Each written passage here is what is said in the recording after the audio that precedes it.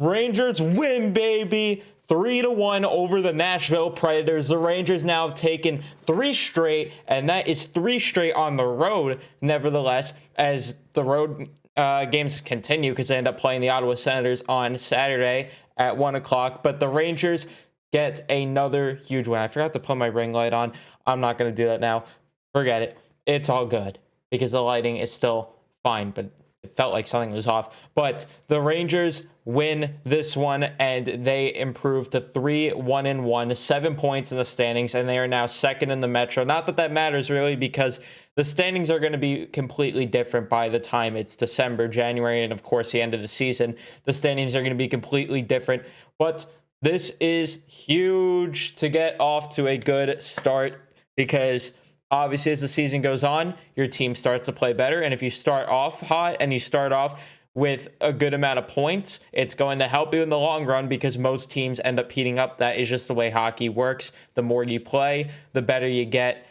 That's pretty much how it is with anything. The more you do something, the better you get with it. And the more the Rangers adapt to the Gallant system, the more they're going to start winning and the better they're going to start playing. So I'm still not worried too much about the Rangers offense, but it is a little worrisome that if we don't maybe have Igor Shesterkin in net, we might not win some games, but they're grinding out wins. And this is something that winning hockey is in 2021. This isn't a game right now where you score an absurd amount of goals to win games. You grind out the wins by playing your defensive way, which I personally don't like, but this is the way that it works.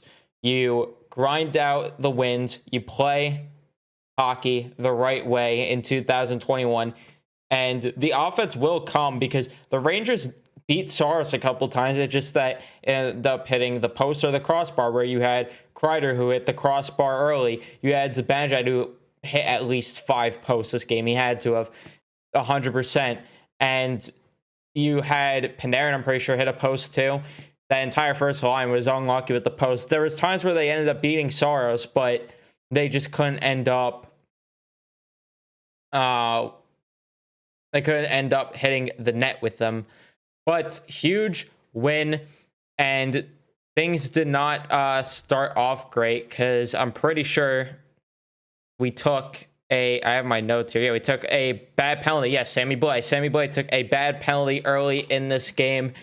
So that was not a good look off the rip. So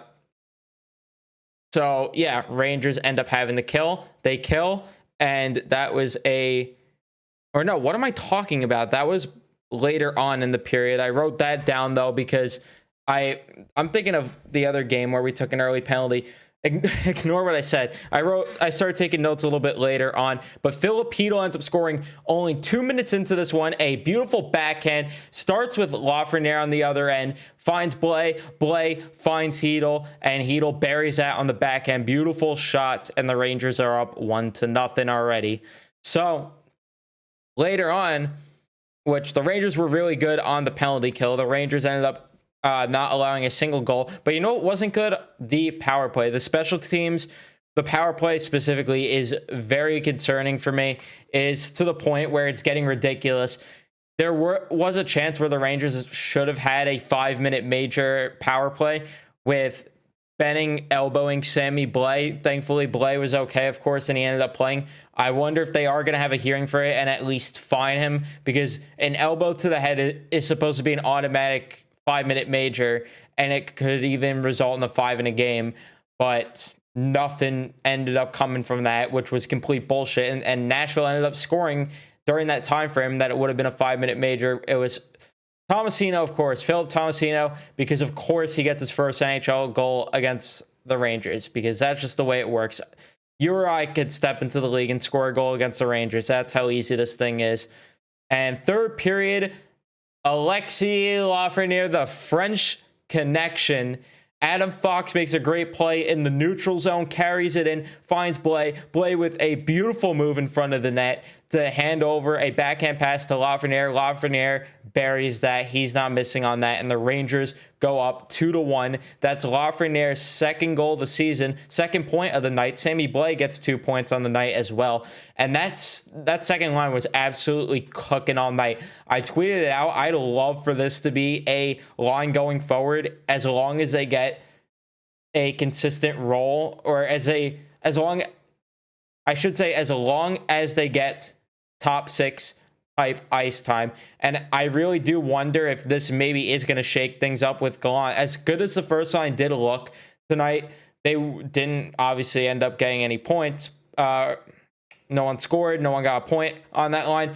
But it does make me wonder if maybe they'll put Ryan Strome on the right wing there of Zibanejad and Panarin, just because, of course, that Strome and Panarin line combination works. And maybe you end up moving Kreider down the third line with Barclay Goodrow playing on the left side and then centering. Maybe you end up putting, or maybe Goodrow does center, and on the left you end up playing, I don't know, you could play Dryden Hunt there, who I don't think that third line was particularly great tonight. Personally, I thought that they spent way too much time in their own zone when that line was out on the ice, and they were not looking pretty at all. But I think that you got to try to keep that line. Maybe you do something like that, though. You put Strome on that right there. You move Kreider down onto the third line with Barclay Goodrow and either Dryden Hunt. You could throw... you have a couple different options. Or, hey, when Kakko comes back, you throw Kakko down on that line, but you let them play a consistent role as well. That would be... I think that would work out pretty well if they decide to go with a combination of... You have your top line as Panarin, Zibanejad, Strome. Your second line would be Lafreniere, Chytil, Blais. And then your third line would end up being... you put Kreider on the left, Barclay Goodrow centering that line, and then Kakko goes on the right. And then the fourth line, you have multiple different options based on whoever you want to throw into the lineup. You obviously are going to have Reeves there. Kevin Rooney's probably centering that. And then on the wing, you either throw Dryden Hunt there, or you throw Julian Gauthier, whoever you're feeling out that day, or maybe you throw Morgan Barron out there. You have a lot of versatility with that. But let's get into the individual performances. Panarin ended up having a pretty solid game. He had 4 shots on goal. I like that he was shooting more on the power play. Like I mentioned before, he was not shooting enough on the power play, and it limited the options for the Rangers, and it just made it so clear what they would do on the power play. Not that the power play converted tonight, but it is a little bit of progress despite them on one of the power plays looking awful. Before we get into the individual stats, actually, I should go to the team stats. You had 30 shots on goal for the Rangers to Nashville's 29, so the Rangers outshot the Predators, which was huge because the Rangers have not been really out shooting their opponents lately. 45-55 in the faceoff dot. Improvement. Not great, but improvement. 0 for 4 on the power play. Not great. 8 PIMs. Not great. But they ended up being effective on the penalty kill. And the only reason I say the 8 PIMs is not great is because of how stupid of a penalty Barclay Goodrow ended up taking on that play in front of the net. And then Sammy Blais also took a pretty dumb penalty. 15-10 in hits for the Rangers. This game got pretty physical, actually, for two teams that are not even in the same conference. This got very physical, which it was fun to watch, but I don't know what it was about. 10 blocks to Nashville's 4, and then giveaway 7-12. Nashville ended up having 12 on that. But back to, before we go back to the individual stats, Fade Grips, you could get grips on your controller like this for 20% off using code Python. Link is in the description. You can get controller cases, hoodie, snapbacks, whatever you want. And while you're down there, turn the notifications on, subscribe to the channel, and leave a like on this video, of course. Don't want to spend too much time plug in there because we got a lot to talk about. This game was a lot. You have Lafreniere now going down the list. A goal, an apple, 2 points, +2 on the night, 4 shots on goal, threw a hit. I thought he played well in terms of physicality. He was skating well. He had a really great chance. I believe it was the second period where he was just, his speed is insane when he decides to utilize it. There are some nights where he just looks like he's so slow, and then other nights he looks like one of the fastest skaters in the league out there. It makes little to no sense. but I thought he had a great night, and I thought he had some good looks on the power play as well. Greg McKegg, nothing too great there. 30% of the faceoff dot, not great. I think that it's time. He did well on the penalty kill, but I do think it's time you do look to make Morgan Barron the regular if Ryan Strome or Kako are not ready to go next game. I think it's time to finally make Morgan Barron the fourth line center for now, or you bump Morgan Barron even up to the third line center, move Rooney back down to the fourth, just because of how ineffective that fourth line was, or that third line was. That might be something that they got to do next game, but overall, can't complain with the way that he was on the penalty kill. Kevin Rooney, good game also. He had a pretty good chance on goal. He had one shot on goal, and it was a pretty good chance. 54% of the faceoff dot. That is huge. We've been needing Rooney to step up in the faceoff dot, and he ended up doing well on the penalty kill as well. Can't complain there. Kreider, not the best game, not the worst game. He had 2 shots on goal, threw some hits, but he is more noticeable this year, which I do like. He ended up getting the most ice time, I believe. Yeah, he got the most ice time out of any forward. Look at that. But that's because he's on the power play and the penalty kill. So, of course, he's going to get a lot of ice time built up just from that. I thought that he had a pretty decent game.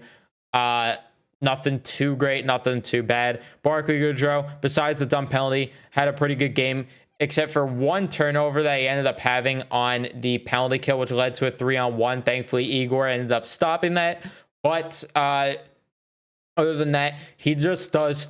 you don't notice him at all, but he does so many of the little things right. He forechecks the right way. He dumps the puck in. He makes good defensive plays. He just does the little things right, and you just don't notice it, but that's just how Barclay Goodrow is. Dryden Hunt had a pretty good game. He had 1 shot on goal. I thought he had 2, but he had some pretty good chances. There was one in the third period. I specifically remember him getting a really good chance to score on that. He ended up getting a penalty, which I don't even remember him taking that penalty, to be completely honest. Or that might have been the 2 minutes for roughing. Yeah, that had to be the 2 minutes for roughing, because Nashville only had 3 power plays. We had 8 penalty minutes. Math. But Dryden Hunt, I thought, had a pretty solid game. I think that he needs to get off the power play, though, and I think it's time to give Phil Pedal a look on the power play. I don't understand why he hasn't really gotten that big of a look on the power play. He had 53 seconds on it tonight. I think he needs to get more of a look, and the second power play in a whole needs to start getting some more ice time, but that's just my personal opinion. Morgan Barron got less than 10 minutes of ice time. Not a fan of that, but he was 67% in the faceoff dot. He didn't take a lot of faceoffs because he was technically not playing center, but this is what I'm talking about. Greg McKegg can kick rocks and get out of town because Morgan Barron is winning faceoffs. He's throwing hits, and he had... in his small amount of ice time, he looked really good, and he was noticeable, in my opinion. Phil Pedal, great game from him. He ended up getting that goal. 4 shots on goal. Pedal looks like a completely different player this year. He went 50% of the faceoff dot. He looks so much better. I don't think still he is going to be the solution going forward as a second-line center, which, yeah, you might play him as that if you do stick with the line combinations I mentioned, but in terms of going long term, I don't think that he is the solution. It could work, like I mentioned, if you do stick with the lines that I said, but I just don't know if it's really ideal going forward. But if he has more games like this and can start winning faceoffs consistently, hey, prove me wrong, and I'd love that. But I thought he had a great game. Reeves, pretty good game. He only had 8 minutes of ice time, but he's good at what he does. He throws hits, forechecks, keeps the puck in, gets off the ice, and that's all you could ask from Revo, and he was pretty solid at what he did. And I thought that fourth line actually was pretty good tonight. Sammy Blais, the guy is so good. He only had 12 minutes of ice time, which is unfortunate, but that is because he ended up taking 4 PIMs. He probably would have ended up getting more, but he got 2 apples in the game, 4 shots on goal, and he ended up getting a block. You want to look at that, but I thought that he had a really great game as well, and I think that Blais, if he could just stay a little more disciplined, he could honestly, he would be doing a lot more. He'd be helping us a lot more out. That's all I can really say about that. Zibanejad had a great game. He got unlucky with the post. He had 5 shots on goal, and then it doesn't even count the hit off the post as shots on goal. So he ended up getting 10 shots, at least on net. So he had some really great chances to score tonight. He went 45% of the faceoff dot. Not great. He keeps losing some crucial faceoffs for us, and it's pretty concerning. If Morgan Barron does slot in as a full-time center and he does start winning faceoffs a lot for us, he might be a solution as a guy that you throw out there to win a faceoff and then you take him off the ice like certain teams do in the league. But if not, the Rangers are going to have to look for a guy in the bottom six to fill that role. Maybe, and then Dryden Hunt gets slot out of the lineup because you need a guy like that. And it's not even just like, it's so stupid to say that, yeah, you want a guy like that just taking up a roster spot, but it is so crucial in games and could actually win games more than you think. Faceoffs are underrated. If you lose a crucial faceoff, it could end up costing you a goal, and you could end up not getting as many scoring opportunities, especially on the power play where you're killing 30 seconds of it because you're chasing the puck after a faceoff loss. It's just not a good look, and that's also part of why the second power play never gets good looks. It's because the first 15 to 30 seconds of the power play, we're going down the other ice chasing a lost faceoff. It is something important that the Rangers do need to address at some point. And if they are in contention at the deadline, I fully expect them to make a move to get a guy like that. Jacob Trouba, not too bad of a game again. He threw some hits. He was pretty good. I can't really complain about that. Patrick Nemeth, really great game, honestly. I thought that he was super under the radar. Short-handed, him and Trouba made a really great pair. And if they could keep that up going forward, great, because both of them need to start serving a role, especially Trouba. You're getting paid $8 million, buddy. Start doing something out there. And if he does start doing that more consistently, hey, you're paying him $8 million for something. Adam Fox, I don't have to say much about him. He's Adam Fox. He just had another day at the office. Got a point, threw shots on goal, made everyone look completely stupid. He dropped down to 23 minutes of ice time, which is actually good because you don't want this guy gassed going into December. You don't want to do that. So I'll take that. Niels Lundqvist, I thought, had a pretty good game. He didn't get registered with the shot on goal, but he did give a pretty good chance. I'm pretty sure it was at least closer than that. Niels, I thought, had a really great game as well.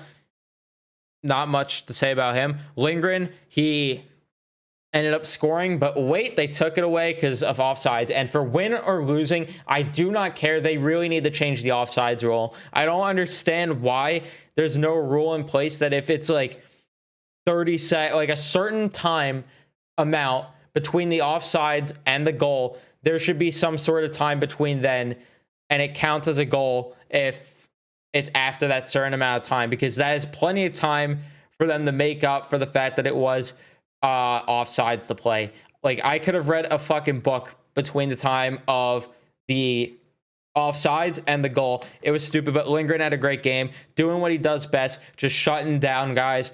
He ended up getting a shot on goal. I'm pretty sure it was the one that ended up getting called back. But yeah, he had a pretty good game. Just another day for Ryan Lindgren at the office. Keandre Miller, not noticeable, but he had a pretty good game.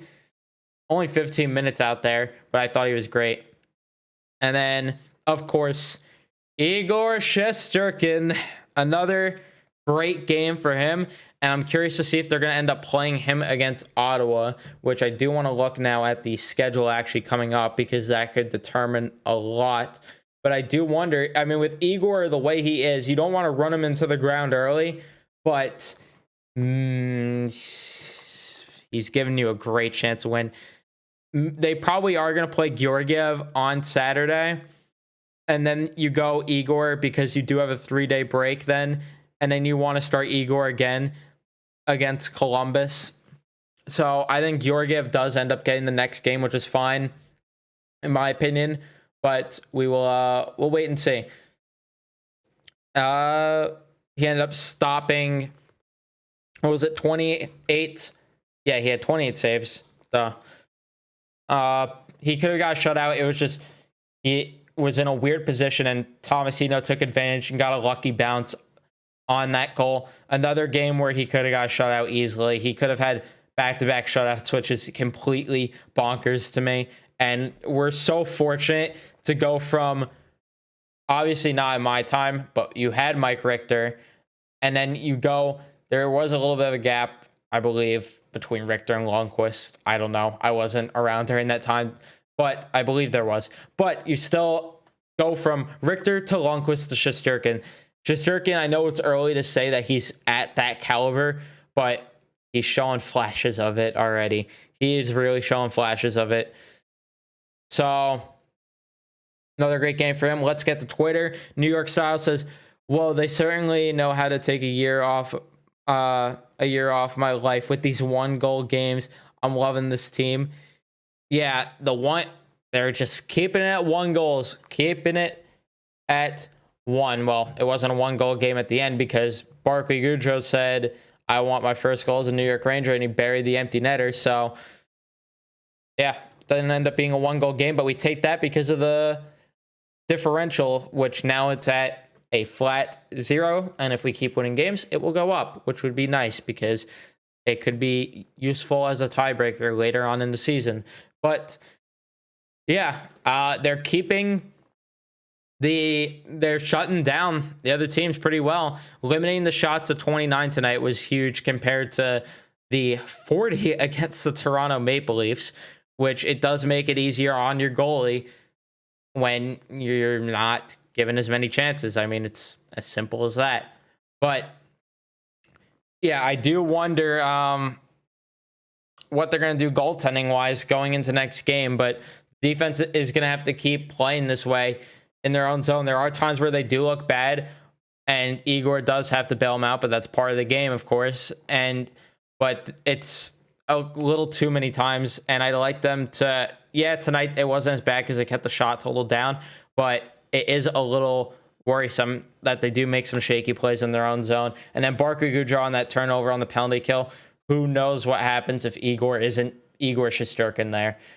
I think that's it for the video, though. So, yeah, if you guys did enjoy, leave a like, subscribe if you guys are new, and let's go Rangers. I will see you guys in the next one.